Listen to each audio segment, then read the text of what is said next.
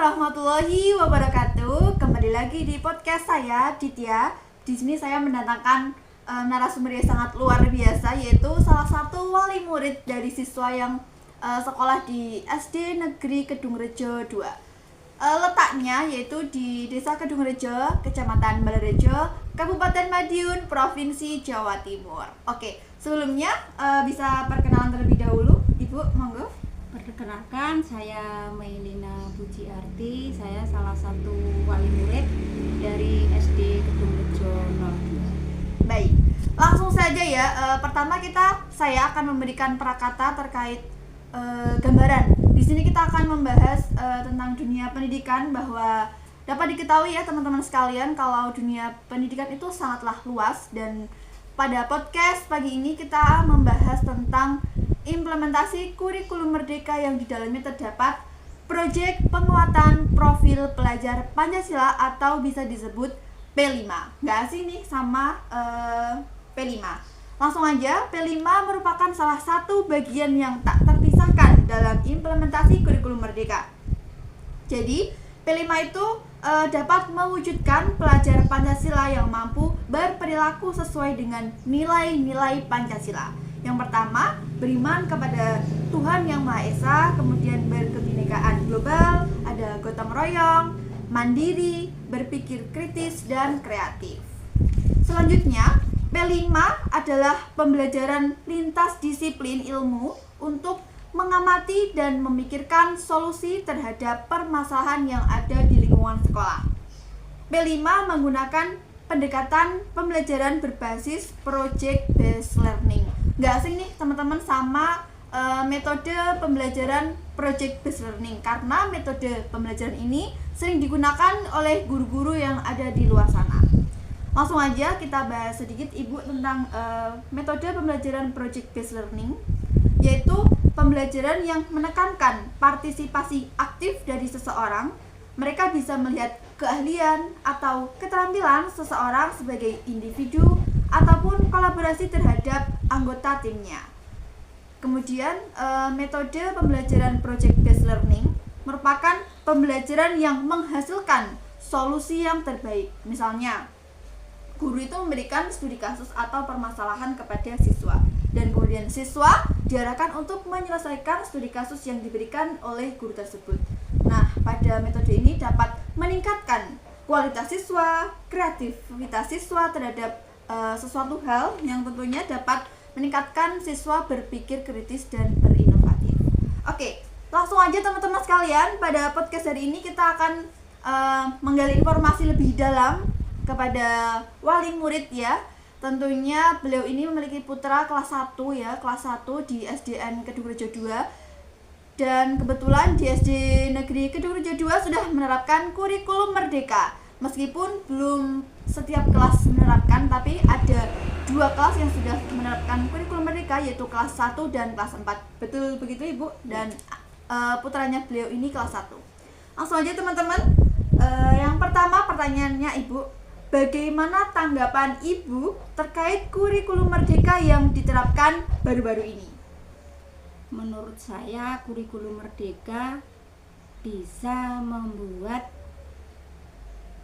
anak menjadi lebih berkualitas dan siap untuk menghadapi tantangan di tahun yang akan datang. Ya, baik. Jadi kurikulum merdeka itu juga membawa dampak yang sangat positif ya Ibu untuk siswa-siswa sekarang ini, karena dapat meningkatkan kualitas siswa supaya bisa menghadapi tantangan yang akan datang di masa depan nanti. Oke. Kemudian pertanyaan yang kedua, di dalam kurikulum merdeka terdapat P5. Tentunya teman-teman nggak asing sama proyek P5. Kemudian sejauh ini apa pandangan Ibu terkait P5?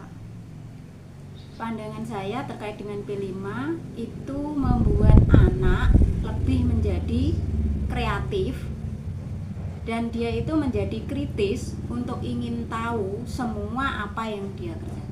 Baik, jadi P5 ini sangat mendukung siswa ya, khususnya pada era perkembangan teknologi pada zaman sekarang ini membutuhkan kreativitas siswa dan membuat siswa berpikir kritis tentunya ya Ibu ya dalam proyek P5. Dan untuk pertanyaan selanjutnya, menurut Ibu, apakah P5 sudah mampu terimplementasikan dengan baik kepada peserta didik kelas 1, khususnya kelas 1 SD ya teman-teman, karena kan kelas 1 SD kan pikirannya masih ke kanak-kanakan begitu Ibu. Silakan. Kalau selama ini untuk sementara belum seluruhnya terimplementasi, soalnya kan mungkin baru ya untuk anak-anak, karena dia kan sebelumnya mungkin dari TK-nya kan dia masih bebas bermain, terus sekarang dididik untuk dia mandiri, lebih kreatif itu, jadi mungkin masih butuh tahap proses. Iya, jadi masih membutuhkan proses dan tahapan ya teman-teman terkait implementasi P5 yang ada di sekolah, terutama untuk anak kelas 1 SD, bahwasannya menerapkan P5 itu juga butuh proses dan secara bertahap, nggak bisa secara langsung karena kan sistemnya masih anak-anak ya Ibu ya, jadi harus mendapatkan bersabar dalam mendidik seperti itu. Kemudian pertanyaan selanjutnya, proyek apa sejauh ini yang sudah dilaksanakan pada kelas 1?